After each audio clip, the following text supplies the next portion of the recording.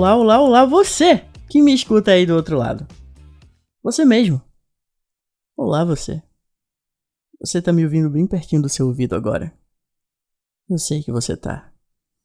Aproveita e seja muito bem-vindo ao Longe de Mim Criticar, o seu podcast semanal sobre séries, filmes, livros, música e entretenimento em geral.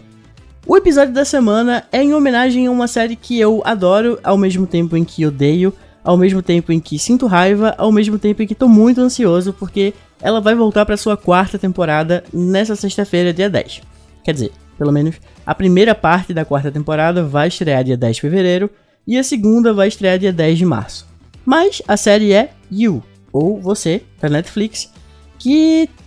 Bem, o episódio da semana não vai ser uma crítica, entre aspas, do episódio, vai ser só algumas reflexões sobre alguns personagens e sobre a história, coisas que eu pensei sobre ela. Mas antes de falar sobre o episódio em si, sobre a série, do que eu vou falar, eu gostaria de dar um aviso / recomendação.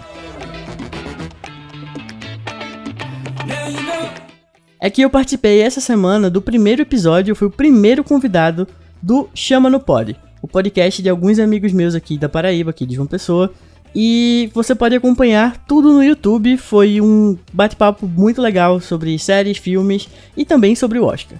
Eu vou deixar linkado aqui na descrição do episódio, você pode estar acompanhando e eu espero que vocês gostem. Se curtirem, inclusive, pode seguir lá o pessoal, pode comentar no vídeo, enfim. Sintam-se à vontade para engajar, porque engajamento é tudo que a gente precisa hoje em dia. E sem mais demoras, vamos ao episódio. Eu acredito em amor à primeira vista.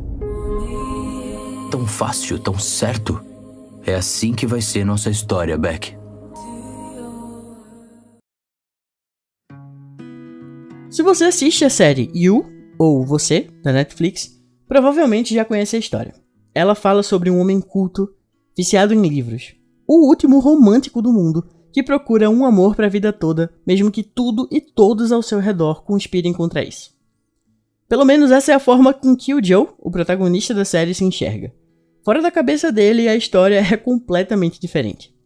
You, na verdade, fala sobre Joe, um stalker com um passado sombrio que faz de tudo para manter uma fachada de bom moço, conquistar mulheres e tentar preencher esse buraco negro que ele chama de vida. O problema é que é impossível manter essa máscara por muito tempo e Joe acaba tendo que lidar com os problemas que surgem em sua vida de forma bem definitiva. Você tá me seguindo? Eu já saquei a sua. Eu não vou deixar ela atrapalhar a gente. Diria que esconde alguma coisa. Você tá sendo louco. Não é nenhuma novidade séries que acompanham um protagonista considerado como anti-herói. Esse tipo de personagem é inclusive um dos que mais nos aproxima emocionalmente de suas histórias, justamente por não ser um personagem perfeito. E como bons seres humanos, somos condicionados a nos apegar emocionalmente àqueles que achamos ter a possibilidade de salvar. Walter White de Breaking Bad, o Butcher de The Boys, o Zuko de A Lenda de Aang, até mesmo a Daenerys de Game of Thrones. Todos eles têm seus momentos de vilania dentro da sua jornada, entre aspas, heróica. Mas até certo ponto, a gente entende essas motivações deles. E mesmo que às vezes sintamos raiva desses personagens, não podemos ignorar que às vezes eles nem estavam tão errados assim.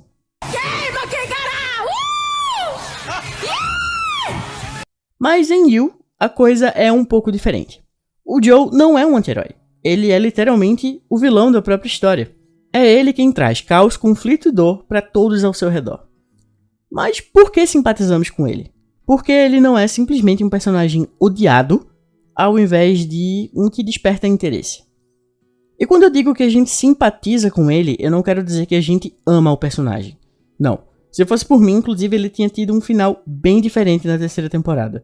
Mas, apesar de tudo, ele ainda é o personagem que nos conduz nessa história e que é, sem sombra de dúvidas, muito envolvente. Ele tá longe de ser odiado como o Joffrey de Game of Thrones, por exemplo. E essa confusão de odiar e gostar ao mesmo tempo pode ser facilitada pela forma em que a série se estrutura.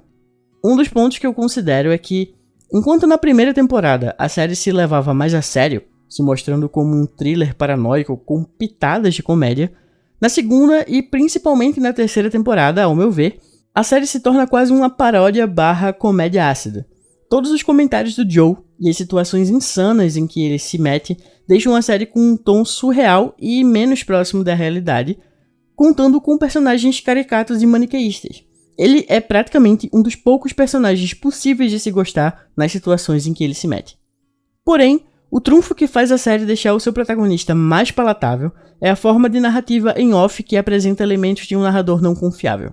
Vemos e ouvimos todos os acontecimentos pela perspectiva do próprio Joe. Vemos as justificativas que ele encontra para si mesmo e que fazem dele um herói, um príncipe em um cavalo branco. O narrador não confiável mantém esse título pelo fato de contar uma história, pode ser em primeira ou até em terceira pessoa, de uma forma que não condiz exatamente com a realidade. Isso pode ser por diversos motivos. Ele pode ser portador de uma condição psicológica que faz com que ele perceba a realidade de maneira diferente, como acontece em Clube da Luta ou Ilha do Medo, por exemplo. Ele pode estar apenas tentando deixar a história mais divertida e mais fantasiosa, como em How I Met Your Mother, ou, às vezes, ele simplesmente omite fatos da história para tornar a si mesmo o herói, que é mais ou menos o que acontece aqui. Yu apresenta a história por uma percepção distorcida e nada parcial, o que levanta suspeitas sobre se o que a gente está vendo no momento realmente é verdade e se aconteceu daquela forma. O Joe vem de uma infância traumática e pode ter encontrado nos livros em que buscou refúgio uma forma de contar a própria história como um romance, como se ele fosse literalmente o protagonista de uma história. E também é meio que um consenso que o Joe não é um psicopata patológico. Assim como Dexter, da série Dexter, ele possui momentos em que entende a gravidade dos seus atos e não apenas como algo inconveniente, como algo que pode ser inconveniente para a vida dele em geral, mas como algo que de fato o incomoda.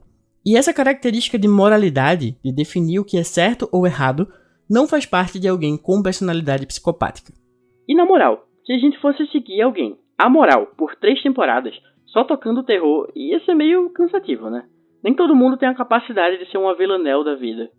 E desde o primeiro episódio da série, o Joe é capaz de entender o que é certo e errado. E mesmo que ele faça a coisa errada, ele justifica para si mesmo aquela situação para que ele, em si, não esteja errado, sabe? É como se ele mentisse para si mesmo para não se deixar mal com a situação. E isso faz parte também desse tipo de narração não confiável que a série apresenta. Por exemplo, no primeiro episódio ele fica de stalker na janela da Beck, enquanto ele critica o fato de que qualquer um pode fazer aquilo. E, ao fazer aquilo, a pessoa estaria errada. Ele também critica o fato, posteriormente, da Peach ser obcecada pela escritora, quando na verdade ele está apenas se olhando no espelho. Ele e a Peach são o mesmo lado de uma moeda. Eles não são nem 2 lados da mesma moeda. Eles são literalmente o mesmo lado, mas pra série e pra gente, ele tá certo e ela tá errado, porque é assim que ele vê. Então é o que a série transmite. Ao justificar os seus atos pra si e para nós, consequentemente, o Joe vai fazendo com que entendamos o que ele está fazendo e por que ele está fazendo. Não que precisamos concordar com o que ele está fazendo. E, por favor, não concordem, tá? Mas ele tenta ao máximo ganhar a nossa simpatia e a nossa empatia. E essa tentativa extrema de preencher o vazio que ele sente ao ganhar a validação externa, nossa e das mulheres que ele persegue, é uma coisa que torna o personagem bem intrigante. Ele não é simplesmente um cara escroto e obsessivo. Ele é um cara escroto e obsessivo que busca, até certo ponto, o bem-estar da pessoa com que ele está obcecado. Ele repassa as coisas na cabeça como qualquer um repassa durante um momento de nervosismo com a pessoa amada, e isso até aproxima um pouco ele da audiência. Ele também tem alguns outros pontos positivos que contam ao seu favor. Por exemplo, ele vê em Paco uma forma de salvar a si mesmo no passado. Aquela criança que sofria abuso em casa e encontrou também nos livros uma janela aberta para um universo melhor. Já com a Ellie, na segunda temporada, ele vê uma tentativa de tentar se eximir da culpa de ter sido o causador da morte da irmã dela, acabando de vez com a única família que a garota tinha, transformando-a, assim como Joe, em alguém sozinho. E mesmo que ele sinta essas crises de distorção cognitiva, onde a personalidade assassina dele entra em conflito com o Joe que sente culpa, ele ainda assim sempre volta ao ponto de se ver como o herói injustiçado. Como diria Sartre, o inferno são os outros. Nós somos os vizinhos normais e legais da casa ao lado. Nós somos uma equipe. A melhor equipe.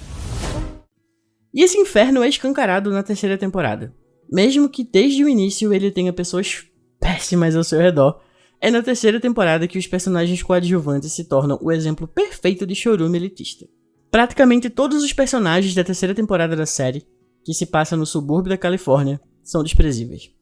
Pessoas fúteis, mimadas, vazias, e que, como podemos ver, estão mais interessadas no que mostram do que com o que são de verdade. É como se a única pessoa que é, de fato, uma pessoa, fosse o Joe. Ele lê, ele tem conteúdo, ele tem sentimentos, ele não aguenta aquele jogo político eterno que até uma festa de aniversário infantil pode se tornar. Com seus comentários sarcásticos, que em vários momentos é o que nós também estamos pensando, ele vai ganhando a nossa simpatia por ter que aguentar aquilo tudo em nome do amor e na tentativa de dar à sua amada a estabilidade necessária. Mas é claro, isso tudo é o que vemos através da lente que o Joe coloca. Isso fica bem claro, especialmente no final da segunda temporada.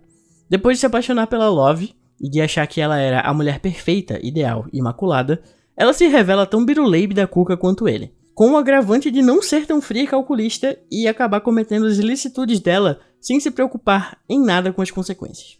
Joe e Love nunca foram tão iguais, mas, a partir daí, a narrativa da série muda totalmente em relação à garota, transformando-a na vilã implacável da série, aquela que vai fazer com que o Joe fique cada vez mais distante de encontrar o seu felizes para sempre.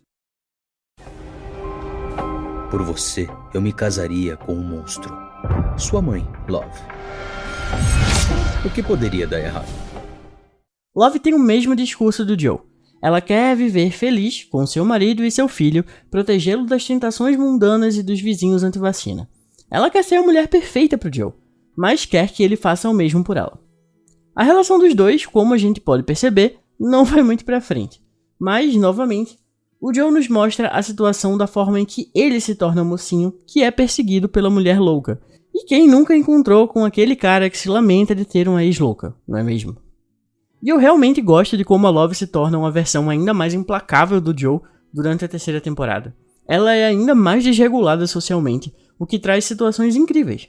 Além disso, a Victoria Pedretti consegue fazer com que a gente simpatize com qualquer personagem que ela faz, seja ela sofredora ou a causa do sofrimento. Love não sobrevive, inclusive graças ao protagonismo do Joe, que faz com que ele enxergue o futuro e preveja todas as situações possíveis, tal qual o Doutor Estranho fez em Guerra Infinita. Mas, mesmo assim, a morte dela ainda é a redenção do Joe para o mundo exterior. Ele é quem agora está livre, renascido em fogo, para atazanar cada vez mais gente ao redor do mundo. Inclusive a quarta temporada, como eu disse, vai estrear agora, e aparentemente ele ainda está atrás da Marianne, que ele conheceu na terceira temporada, e se envolveu rapidamente antes dela ter um lapso de bom senso e sair voada dali. Agora ele tá em Paris e cabe a gente assistir para ver quais serão os próximos passos dele em busca de você.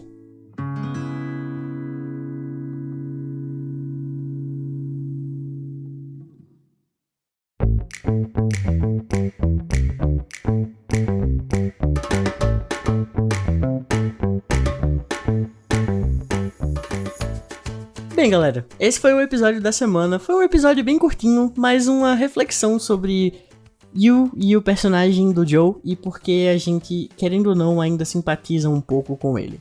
Espero que vocês tenham gostado. Comenta aqui comigo se você vai assistir a nova temporada, se você gosta da série, se você não gosta da série. E para entrar em contato comigo, você pode me achar no Instagram, no @PCSJoão, ou no Twitter, pelo @JoãoDasSéries. O episódio da semana acabou. E não esquece, se você gostou, compartilha com os amigos. E se não gostou, compartilha com os inimigos. Beleza, galera? Até semana que vem e valeu!